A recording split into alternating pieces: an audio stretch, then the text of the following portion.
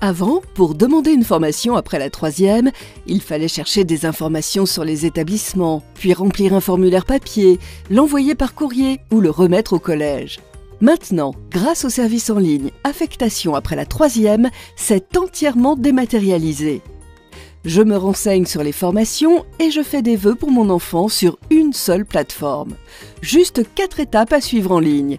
Vous allez voir, c'est très simple. Pour commencer, je me connecte au portail Scolarité Service avec l'identifiant et le mot de passe de mon compte EduConnect. Sur la page d'accueil, cliquez sur Mes services, choisir Affectation, puis préciser formation et établissement.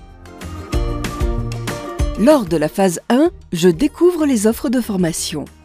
J'ai d'abord échangé avec mon enfant, son professeur principal et un psychologue de l'Éducation nationale.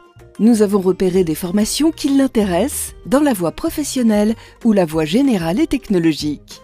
Je n'ai qu'à les saisir dans le moteur de recherche.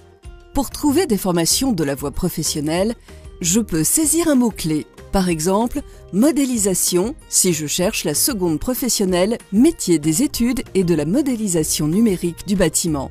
J'indique ensuite le département ou la ville de mon choix.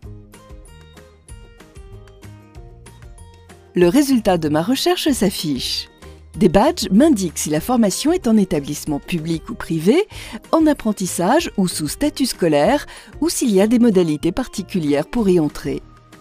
Quand je sélectionne une formation dans un établissement, j'accède aux informations fournies par l'académie.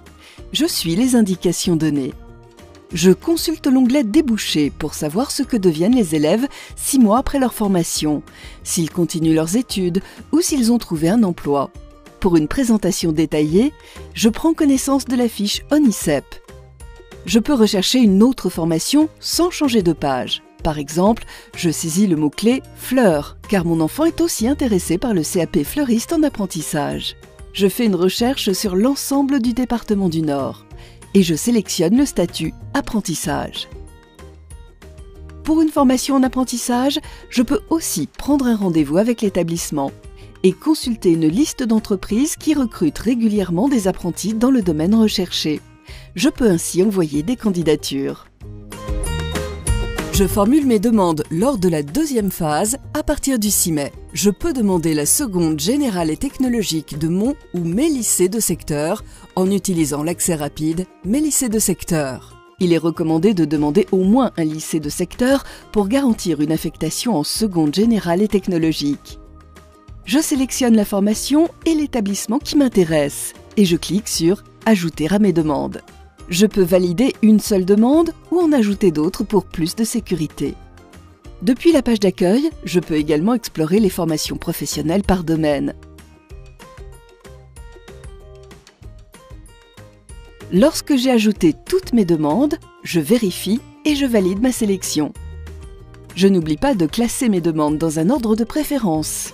Puis, je valide.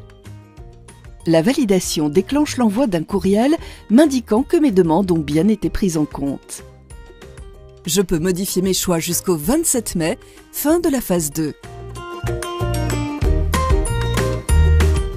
Mes demandes sont transmises à l'établissement de mon enfant et à l'académie pour être traitées pendant le mois de juin.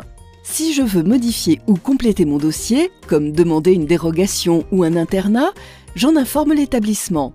Je suis informée par courrier électronique lorsque mon dossier est mis à jour. La décision d'affectation dans un lycée tient compte de la décision d'orientation prise au conseil de classe de fin de 3e et du nombre de places disponibles.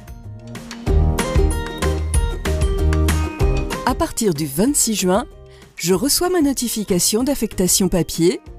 Le résultat de mes demandes peut aussi être consulté en ligne. Et je peux alors inscrire mon enfant dans son futur établissement en veillant à respecter le délai indiqué pour le faire. Des questions ? Prenez contact avec l'établissement de votre enfant.